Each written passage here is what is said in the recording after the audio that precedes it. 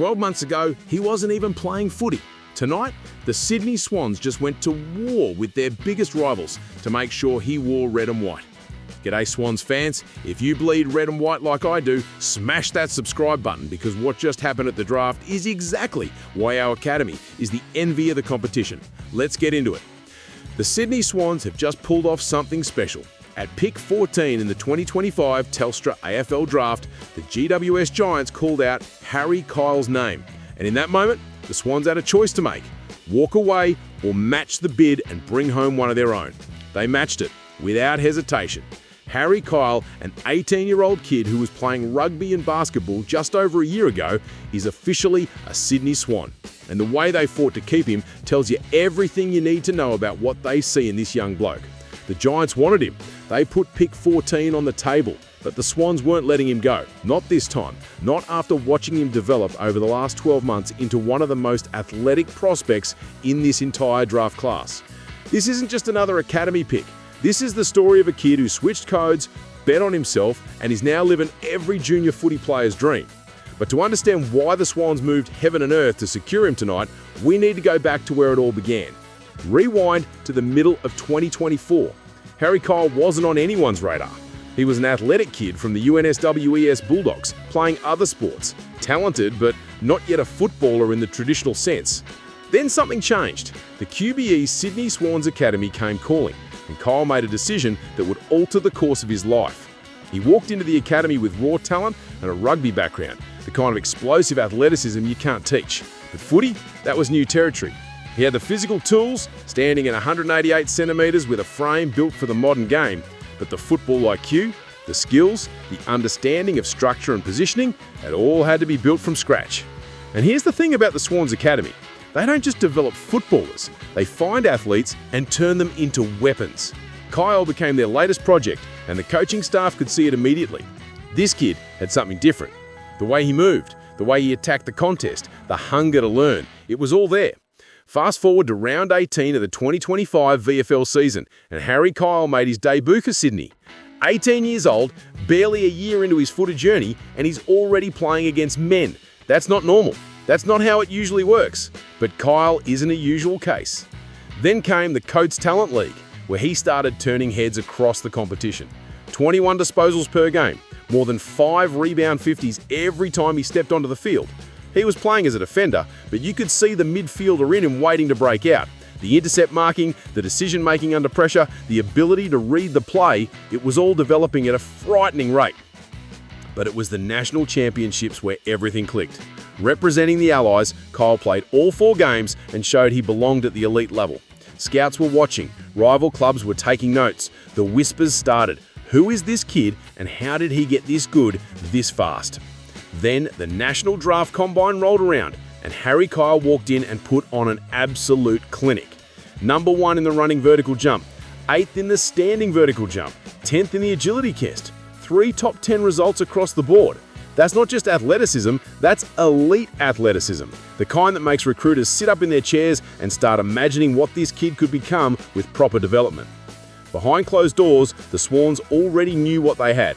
Chris Keane and the list management team had been watching Kyle's every move since he walked through the academy doors.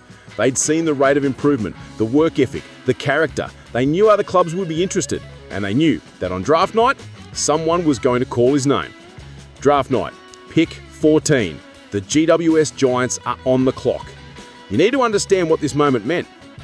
The Giants, our crosstown rivals, the club built on poaching Sydney's best academy kids for years, they called out Harry Kyle's name.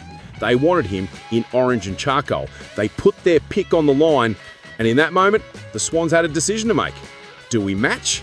Do we use the points required and bring home one of their own? Or do we let him walk across to the enemy? There was never a doubt. The Swans matched it. Immediately. No hesitation, no second guessing. Harry Kyle was coming home to the red and white, and the Giants could do nothing but watch it happen. Think about what that means for a second. The Swans gave up significant draft capital to secure a kid who 12 months ago wasn't even playing Australian rules football. That's belief. That's conviction. That's the club backing their academy system and saying, we know what we're doing and this kid is going to be special. Chris Keane didn't mince words after the pick was locked in. He called Kyle an exciting prospect with huge potential. He talked about his development over the last 12 months, how it's been significant, extraordinary even. He mentioned that Kyle would likely start his career as a running defender, but the club sees him developing into a midfielder in time. A midfielder. Let that sink in. They're not drafting him to be a depth defender who plays the occasional game.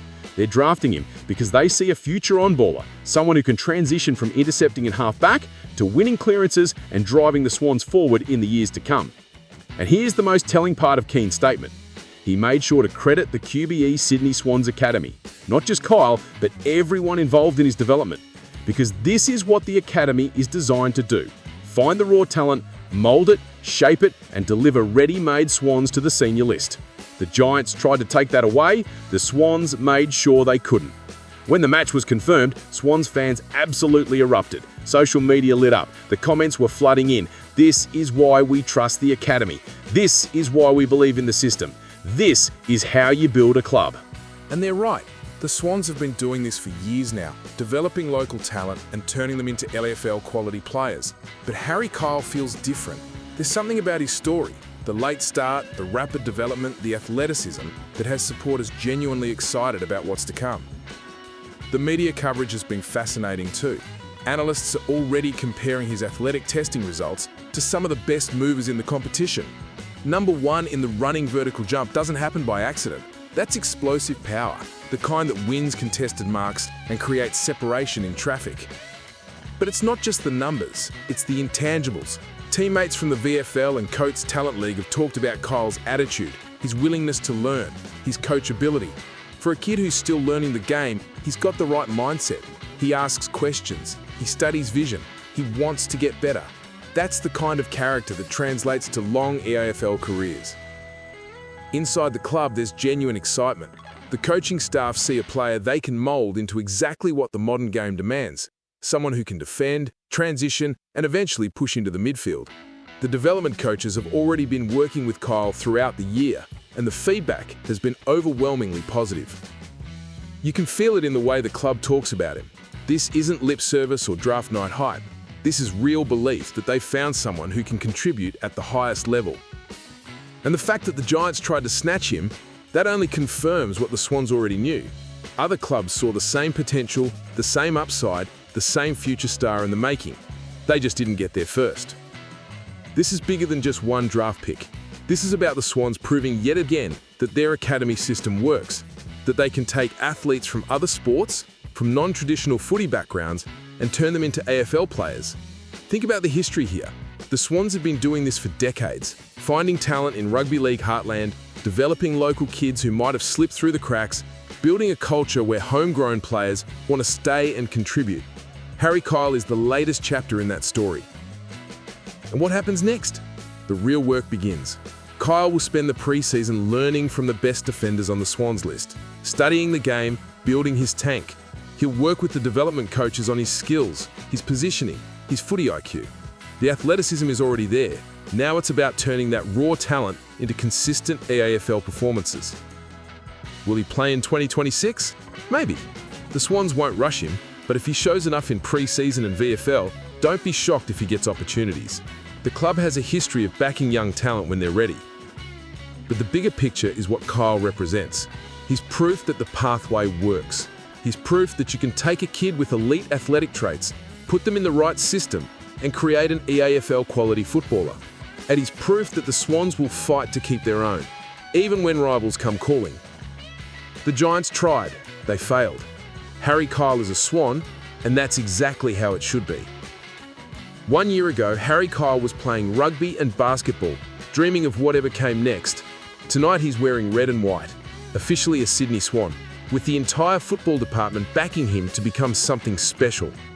That's the magic of the Academy. That's the power of belief. And that's why we trust this club to find the next generation of Swans champions. Let me know in the comments, how excited are you about Harry Kyle's potential? Hit like if you're backing him to become a star, and I'll see you in the next one. Go Swans!